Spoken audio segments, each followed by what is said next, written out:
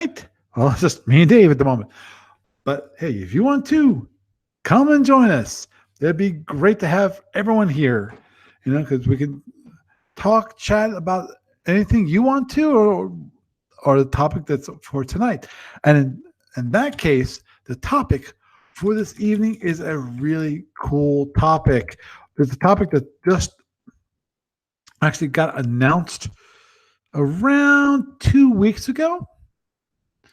And I originally planned on doing it last week, but kind of ran out of time, kind of ran out of gas um, overall. So I was tired and all that kind of thing that happens. Um, I should be good. I should be good this week. I got a nap in, so I'm good. Um, yes, I I'm to the age where I need a nap. uh, okay, I figured to start off this whole thing, the first thing I should probably do is explain what the new tournament series, which is called the Sapphire Star Tournament Series, which is basically being supported by ADB by both having the tournament marshal himself, Steve Petrick, being the judge in the tournament. And ADB is also backing this tournament in that, okay, what happens is this tournament is unlike most tournaments. Previously, all tournaments were free. So since we've been having problems with basically people just dropping off the face of the earth, why? In my mind, it comes down to one thing: buy-in. That's the biggest issue, I think, is first buy-in. You have no reason to stick around to actually play your game, the one that you're required to play in the tournament, and because there's no, there is no penalty. In the case of this one, it requires you to put in a $10 non-refundable entry fee. So that means if you decide to go bye-bye, leave the tournament, you don't get $10 back. You just wasted $10. Now, the whole idea, obviously, is to have an amount of money which is big enough that you have a big enough buy-in without being too expensive that you're actually going to have people not want to join the tournament because, heck, I'm not going to spend like $20 or $30, because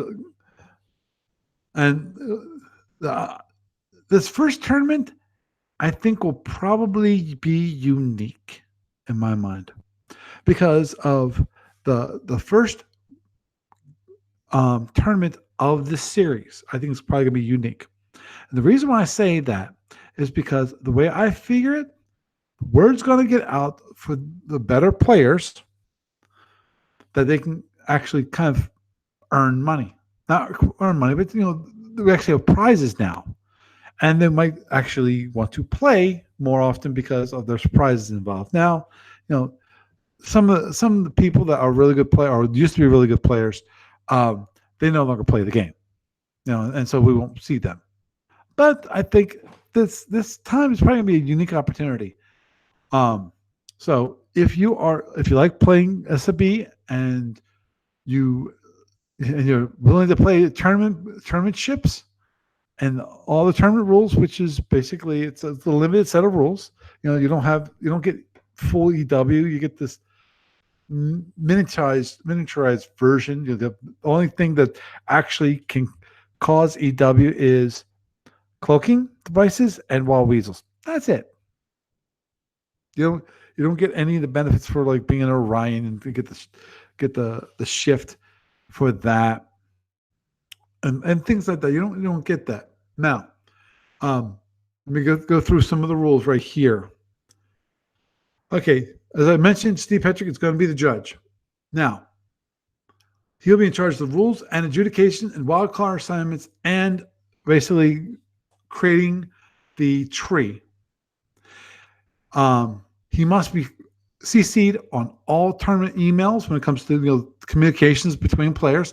And the idea there, obviously, is to make sure that he knows what's going on, and so if there's any arguments that occurs, he'll know he's not step in on the minute after so many emails are going back and forth between the players, and because he could actually when he stepped in a little bit earlier and maybe avoided any confrontations or nasty confrontations. I mean. The whole idea of a tournament is confrontation, really. Each tournament will have exactly 16 players. So after 16 players, they cut them off.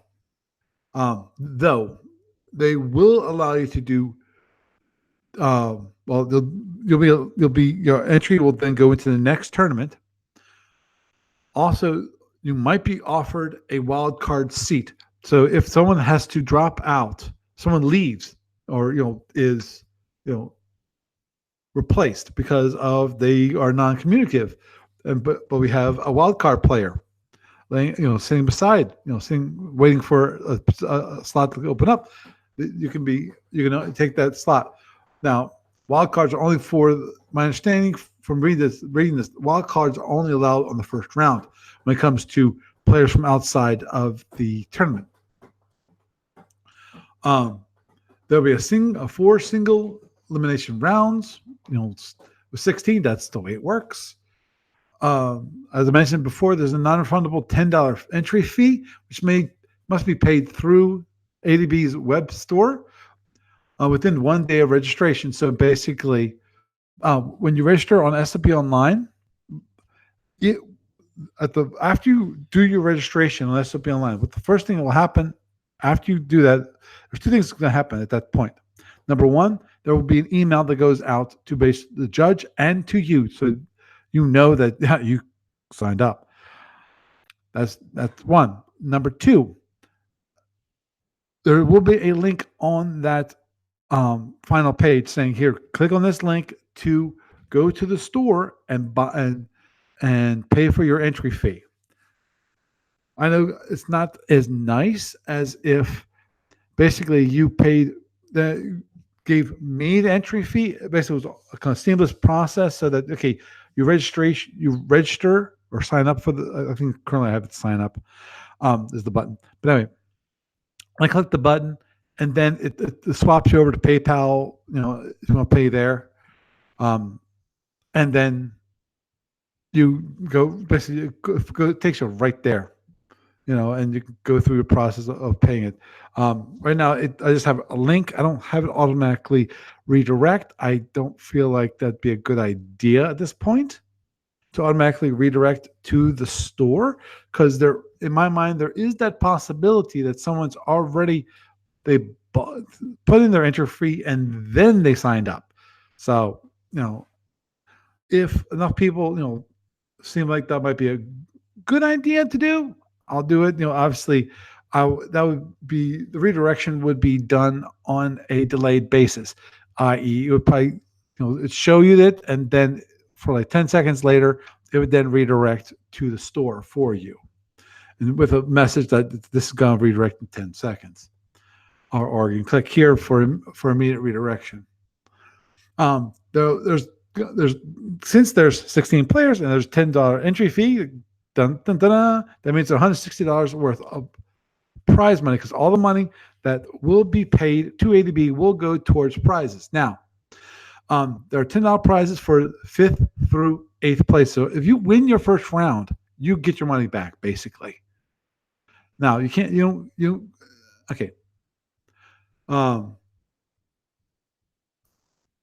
Now, you can either take cash, or if you want to, you can use triple value of the prize money in merchandise or PDF credit. Now, there's a reminder about that. Triple prize credit cannot be used for Shapeways, Star Mata, Acta SF, Starline 2500, or SFB Online due to contracts. That's a reminder.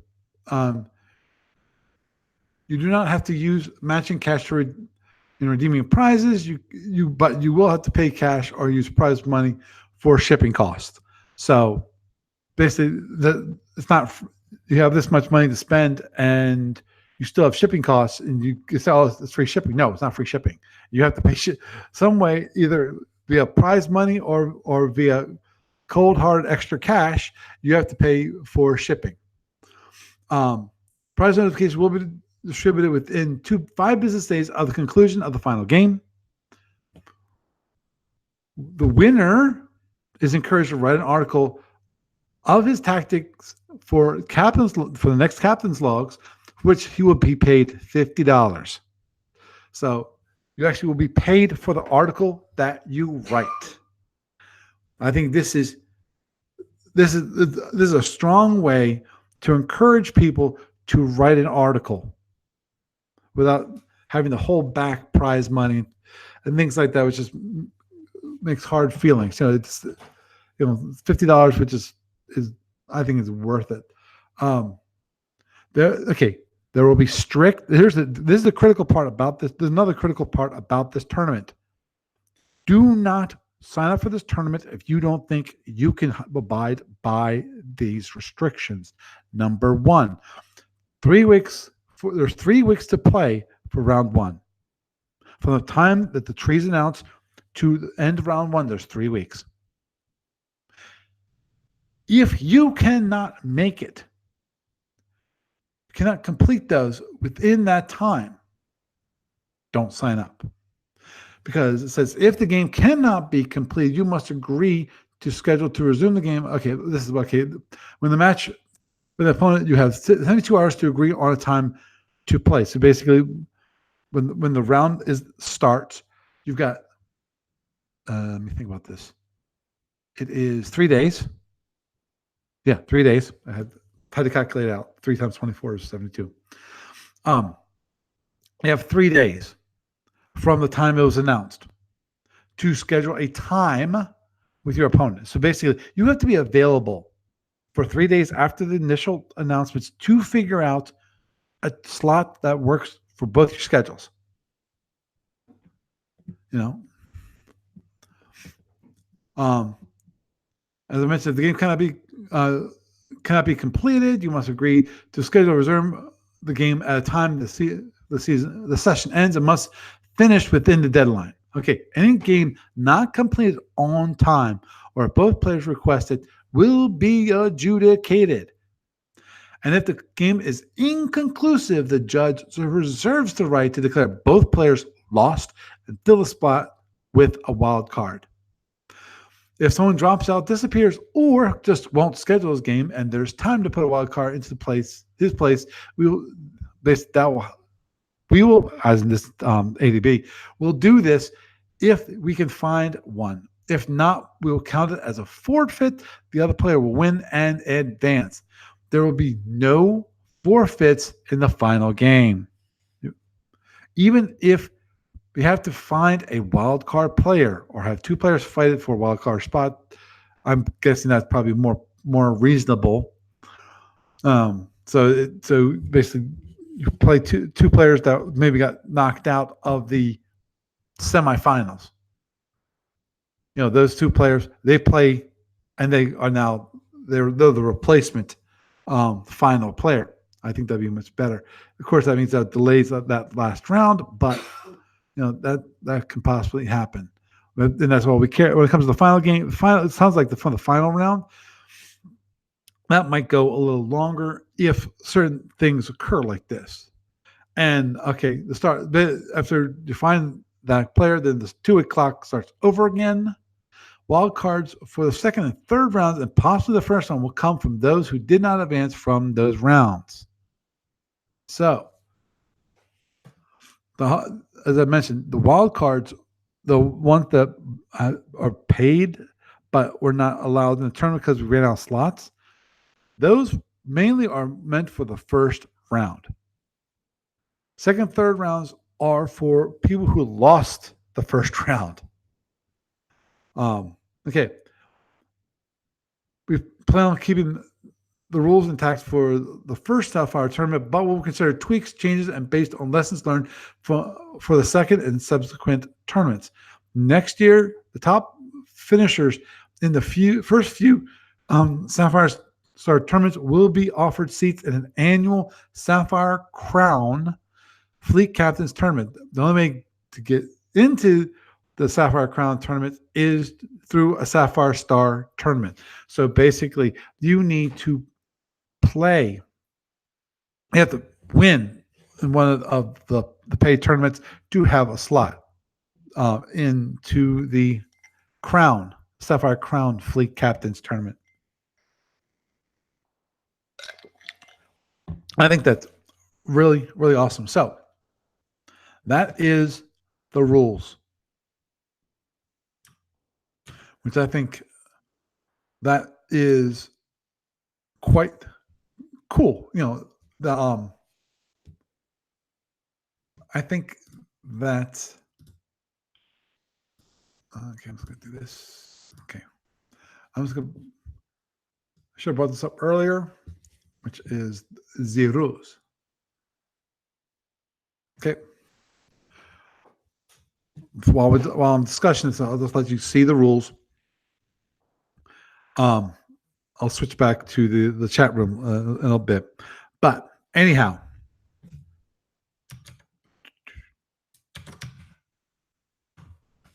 when it comes to this, I think this tournament is a great help. Actually, the funny part is some of these suggestions were already put forth with the dying of the last tournament. Okay, we got completed the last Rat 48 tournament. It took way too long. The Masters tournament, wee! I think so. I feel sorry about that one myself, just because I like the Masters tournament format. I really do. I like the ability have it so that okay, you fly a ship, you win in that ship. Guess what? You have to now fly the ship that you just beat. So it makes it quite, in my mind, a quite interesting. The whole idea of the Masters tournament, in my mind, was always to the best overall player, not the best player for a particular ship, but the best overall player. And personally, I like that idea. I think it's quite cool. Now, obviously, we've had different tournaments in the past, including the Electronic Warfare tournament. So, we played the original tournament ships, but we allowed EW. Now, there are some issues with that tournament because of who's the number one who has the most power for EW. That's going to be the Orion. But again, the Orion, you pay for it when you double those engines. You can make it really hard for you to hit them, but it's the electronic tournament makes it kind of interesting. It's one of those tournaments in my mind that is mainly targeting those people that normally wouldn't play a tournament ship. They wouldn't play a tournament at all. They like the full breadth of the SFB rules, and part of the rules obviously is EW. But the one thing against EW, and the reason why a lot of people don't like to use EW is just for the plain simple reason that to use EW just makes things more complicated, and that's fine. I think for a good game, a person who likes EW and has used it for a while, I'm sure it's not that difficult. It's like me flying Andromedans, even though, as I've pointed out multiple times, which is that when I play the Andromedans, I'm constantly thinking about how to get rid of this energy in my panels. And so it makes things quite difficult. And I still remember that one fleet battles. I know I'm chasing rabbits here. Where I had in my mind the nifty idea of have an intruder drag along the eel. I think it was no, it wasn't eel. It's the large satellite ship that was a scout. So what I thought that was a genius idea, because one thing you could do in that case is that you could actually have, yes, it would slow down the intruder, but one thing you could do is take all that power that you would use for moving that ship, and then put it in DW. I think, to me, it's like, that's a freaking genius move in my mind. Like, that's why I still love that idea. Um, because yeah, as I said, it slows the mothership down, but for the most part, eh, the that's okay, because of you're not gonna go really up close and personal with a fleet. The whole idea is that you have your satellite ships, which will probably get knocked out of the sky. But in the meantime, there's only so much they can, so many ships they can destroy, and it's like they're like fighters in that regard, or PS. There's only so many of them you actually can destroy, you know, and you can go in and you can just pummel him while he's doing that. So one of those things I like. Now, getting back to the Sapphire, sorry, Sapphire Star Tournament Series. Get this right. And that is that I think it's a great idea for ADB. I'm glad that ADB has gotten involved directly, because we were, if you were over the discussion board, we actually had a discussion about this issue, and that's why it started, I think, in the Ret 48. No, I think it was the Master Tournament thread, and I moved it because it's like I felt like we really should just separate this out from Masters and actually have a separate topic to discuss some ideas about tournaments, and some of those ideas that were put forth actually ADB went and used. And it's one of those things that I really got to learn. You know, you expect somebody who is currently 53 years old would actually listen enough to himself to actually follow the thoughts they had.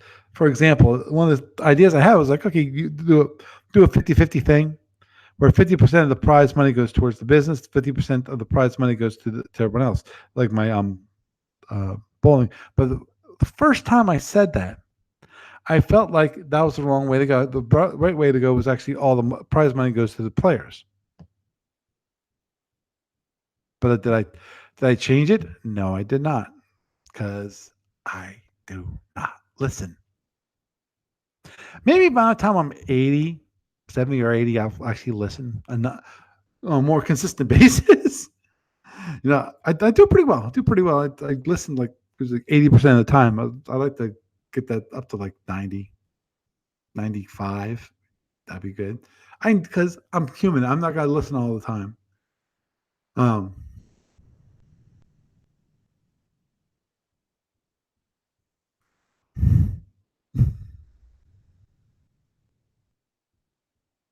uh, cool. Sorry, I was reading Russ's. Well, thing I'll probably bring that up for the YouTube live feed people so they can see the comment. Wow.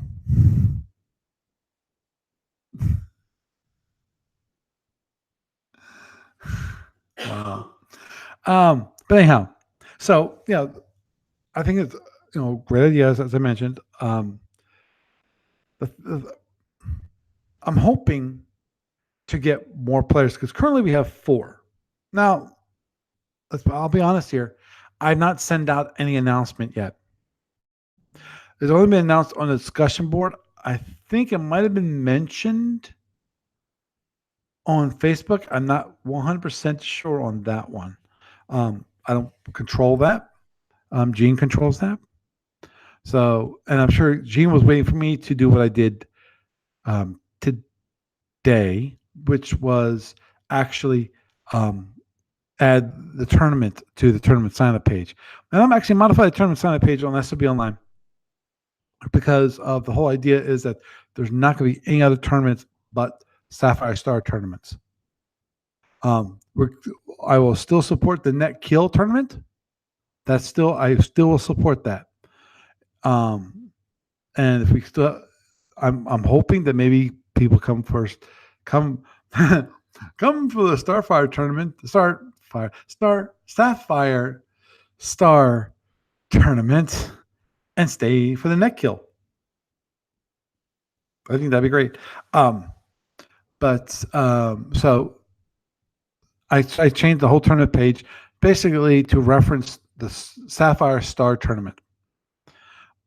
Now I still got to modify some of the other other links on the sites, just so that they don't no longer just say tournament sign up, and it says Sapphire Star tournament sign up, so that people can go directly there and know what they're doing. Now, one thing I also had to modify for that page was that now it actually mentions, okay, note, there's a $10 entry fee. I think I call it tournament fee. I probably need to change it to be entry fee. But I did that so that it's now considered the tournament, because that seemed to be the way to go, and that probably will be the way for the future. Now, one thing I forgot to mention in the rules, which is, give me a sec, which is this part, which is that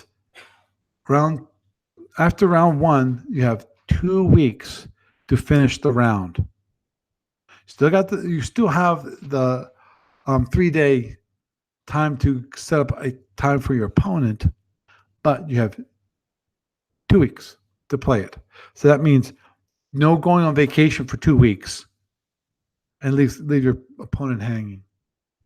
So if you're planning on going on a long vacation in those periods of time, make sure you maybe have access to the internet. Yes. Thank you, Russ. Russ actually said he signed up he re-upped his SFU Online subscription, which I noticed that he did do that, and thank you so much. And so that's just one thing to keep in mind, which is round 1 is 3 weeks, round 2 is 2 weeks, round 3 is 2 weeks, round 4 is 2 weeks.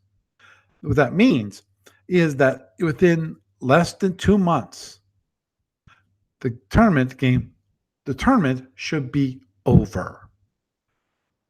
That assumes, obviously, that everything's going okay. People play their games within the time limit. Now, there's only one thing that something tells me it might change a little bit, which is in the case of the rounds. That is, if everybody completes their round early, is there any reason just to wait around and do nothing? Meaning that I can see the possibility that what happens is that we go and complete the rounds. We start the new round early, so that the extra tournament can be done quicker. Because I think that's another. Obviously, that's always an issue with the tournament. As long as the tournament would drag out, people are less and less inclined to actually play the game. Or they forget because they've been waiting for a month, or their opponent has not actually contacted them. And 16 players is small enough that everything should be okay. You should be able to figure that out.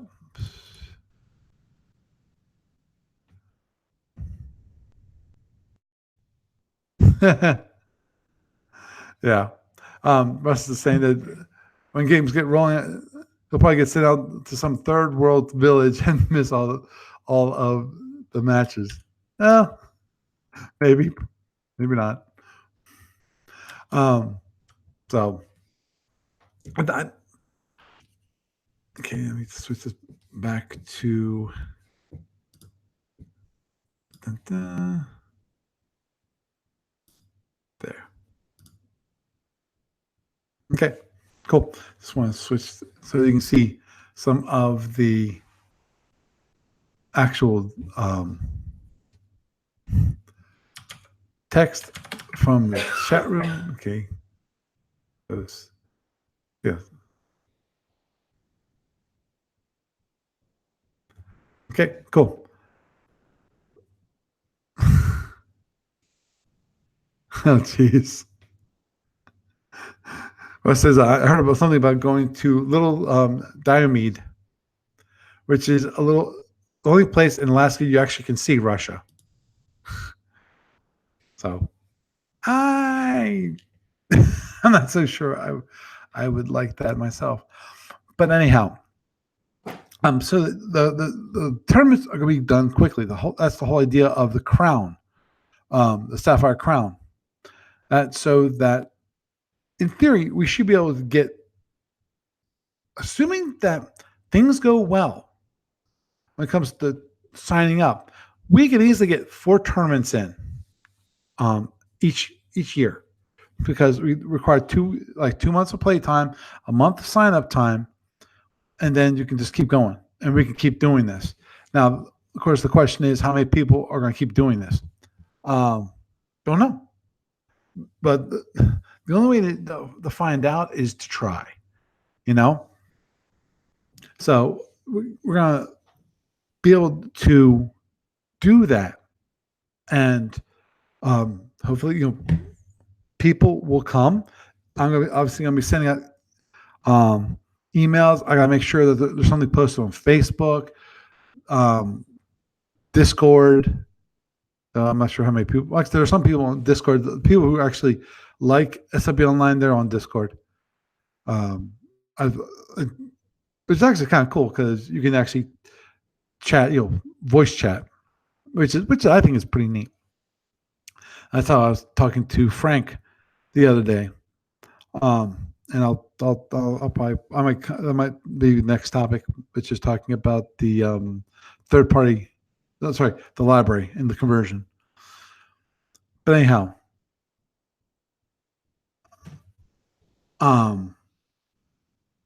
obviously, if you have any questions about how this whole thing is going to work, feel free to email me or stop by the discussion board. If you stop by this discussion board, I think you'd be give you your best answers, because in some cases, what I might actually have to do is I might have to post the question on the discussion board myself, and then wait for the response then.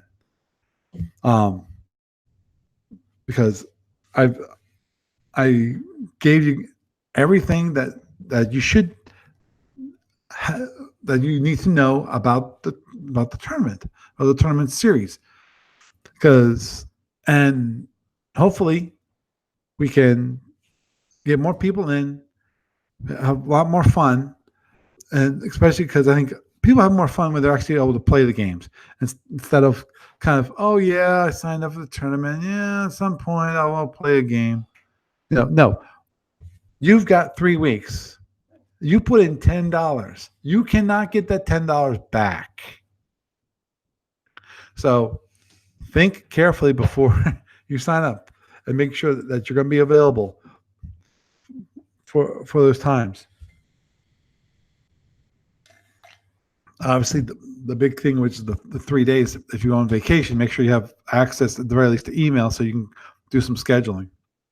That requires to say, okay, I'm going to be gone for a week. Okay. They announce the next round. Okay, you're in the next round. You're going to be in the next round. Assuming it's round 2, because round 1 we should know. But in any case, you should know when the announcement for the players is going to be. And actually, my understanding, since this is going to be a tree structure, who's your opponent. You know, so the only question, the big question for me I have about the tournament is that can you? It's possible you can wait for everyone to get done the first round before you start working on the second round, or you could actually can you do what a lot always happens in tournaments, which is you actually will play your next game while you're waiting for your opponent for okay you know your opponent since it's a tree, you then play each other and then you're ahead, so now that's a good thing and a bad thing, because the good thing if you're allowed to play ahead is that you can be ahead and you but the bad thing is so you can play as quickly as possible. The bad thing is that you might have to wait. If you do that, you might have to wait for a month, because they say that the stars aligned and you played your round one game, and then the guys next to you, they played their round one game. Okay, then they advanced. You guys advanced to the next round. Okay, the next day you play. Okay, you're ready to go to the next round, the semifinal rounds. Now, at that point, you might be waiting for 4 weeks for your semifinal opponent to show up, because of they got 3 weeks, then 2 weeks, so that's 5 weeks there for for each for if they max out the rounds. I'm not sure. That's one thing I can't answer because of, and actually I'd have to check the discussion board to see if that's even been brought up at all. Which was okay. I'm gonna bring it up right now real quick because nope. I will have to. I'll post that question myself because I feel like that I think it's a reasonable question when it comes to the rounds. Are they going to be set rounds, i.e., 3 weeks, and then round two will start in 3 weeks. Period. Or okay, you got 3 weeks to play. If everyone gets their done in the first week, okay, we're going to start immediately. Or if you and your opponents have finished in the first week and you want to play your next game, you're allowed to play. I'm not so sure about that because, again, the good part about that in my mind is that the tournament can be done actually relatively quickly, more quickly than if it's forced delays. But at the same time, you might be waiting a lot longer for your next game. So I have to wait and see on that one. And as I said, I will post a question about that. Now, on the next topic, which I want to discuss, actually, is something that no, Russ, the Frawley Tournament Cruiser is not approved for the Sapphire. Heck, that reminds me, that's one thing I did do, which was I did remove the Zendarian from the drop down because that's not part of the actual tournament. It was a playtest ship, and so I removed it because it's not an official ship, and I don't want the people to select it and go, you can't play it because it's not allowed in the tournament.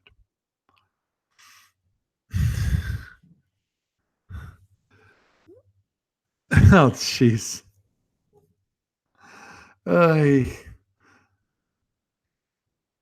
Russ mentioned, I know it's hard to win in a ship that, since all of the windows have to be painted black, so it blindly bounces off the barrier. Great. But anyway, okay. Back to it. The Discord thing. That earlier this week, Frank LeMay, who's a invaluable contributor to the third gen conversions.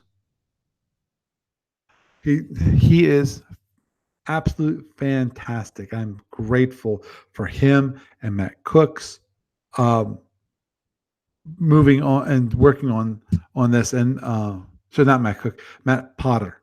Sorry, I forget there was another person I can't remember off the top of my head, and I apologize. But actually, give me a sec. I might bring this up. That was actually Jason Schaff, and also sometimes Sebastian. They all contribute their time and their effort to do the conversions, and I'm really happy with what they've done. Now, the one thing that Frank pointed out was that Paul, you seem to be slow on the uptake. Not really, well, it's a poor phrase. You are slow to actually the ships I send you to actually have them processed and go forward, have them part of the library. And I went, you're right. So what me and Frank are working on is the ability to have him actually upload those things. Now, the one thing that I plan on doing is I'm still not going to give him direct access so he can upload them and boom, they're done. Now, I want, because of Frank is not that computer literate. I want to make sure he doesn't make a mistake. So what I'm going to do, I plan on having him having a copy of the library, and then I will take that copy of the library and I'll distribute, I'll copy it into the actual main copy of the library, which is then made available. The biggest thing is not with the files themselves. I'm less concerned about the files themselves, to be honest. I am more concerned at this point is that list, which is what I mentioned to Frank. It's like, okay, Frank, this is two parts of the library. There is the actual files that people are kind of download and keep in memory. They're not actually stored on the person's on the person's computer. Copyright issues and all that kind of thing. But and then there is the actual list, so that it's not basically that's all the smarts is then in that list. And I already told Frank, it's like, Frank, there's over 7,800 entries in this list. And I told him, okay, you have to use a text editor, because this is one of those files. It's a comma separated CSV file, comma separated value formatted file. I do not want him to do something which I've seen people do, and I know it makes it easier because it got the nice little cells, VisiCalc all over again, i.e. the spreadsheet. Bring that file up in spreadsheet and then save it as a CSV file. The problem is when you do that, it modifies the format of the CSV file.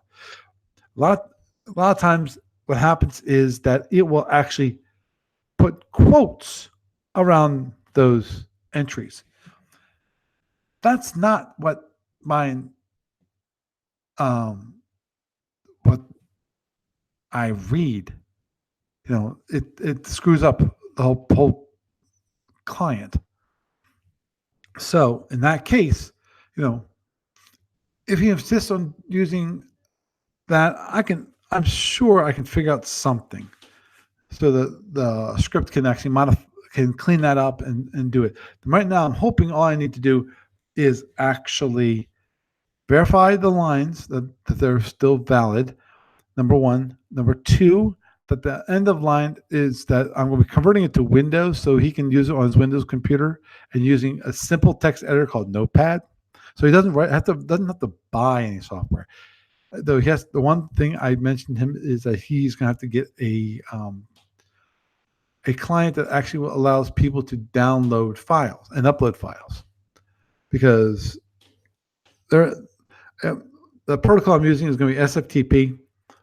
I told him, well, if you're going to, you can do it via the command line. Bring up a command window, you can type in the commands. But it's like, to me, that seems like a very, very, very bad idea because of most people aren't good in the command line. For example, if you want to download a file, you have to type in either FTP or SFTP client, you have to type in get, and it'll download the file. If you want to upload a file, you have to say put, and it will upload the file. You have to CD, change directory, to the different directory, so to where you want to be on the server, and then possibly also local with LCD to change directory locally. This is where people really have problems when it comes to command line utilities. And I will not expect Frank to actually be able to use those kind of utilities. The funny part is that he has his brother-in-law. His brother-in-law is also a developer. He's been developing for 20 years. And I said, Frank, talk to your brother-in-law and go check out what does he recommend as an upload download utility that can do SFTP. So he said, sure. And the funny part is today I was thinking about it and went, you know what? The program I'm hoping he recommends is a program called WinSCP. That will do it perfectly. It is overall the UI is relatively simple to use. It's not complicated. And I know that people at my job use that utility. And these are like QA people that aren't the most technical people in the world. They're smart guys because what their product they're testing is not exactly an easy product to use. So they're smart and they know how the algorithms work when it comes to creating shipments and organizing the different pieces that are going to be brought into a shipment and so forth. So they're smart cookies. But at the same time, they're not that technical. Computers like go home and play video games. That's a computer. And that's fine. I'm not asking everyone to be a developer. Which is actually something I mentioned to him. It's like, yeah, you're going to retire. You may want to learn how to program. In case then he gets dangerous, and we all are going to run for the hills. But so the idea is that he does the hard work. In my mind, the hard work is managing that list. Then I'll have to do a create a script so that it can process the script, verify it, and then if it's good, then I can at that point, copy it all and be done. Now, if there's an issue with it, then I have to go bring it back to Frank. Say, Frank, there's a problem with the file. This is the entry. And somebody tells me if that goes back and forth too many times, what I might actually have to have them do is do something I loathe to do, is allowing him to do log into the server and run the command itself. That's one way. Obviously, another way is actually create a upload download portal, a web client for him to use. So that can then manage the library. Now, obviously, it's going to have to be secure and all this kind of thing. So hopefully, hopefully, we won't have to come to that. But I might be doing that. In theory, it should be easy enough to do. But again, that means that I have to make sure everything is correct. Obviously, the great thing about that using a website and actually have a web client for him is that I can verify and have it so that he uses the web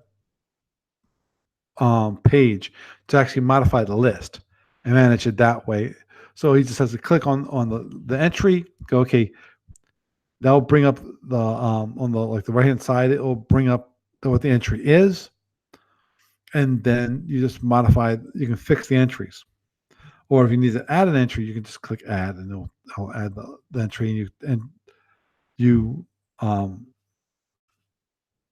it brings up the same thing and you just click add and boom, it adds it.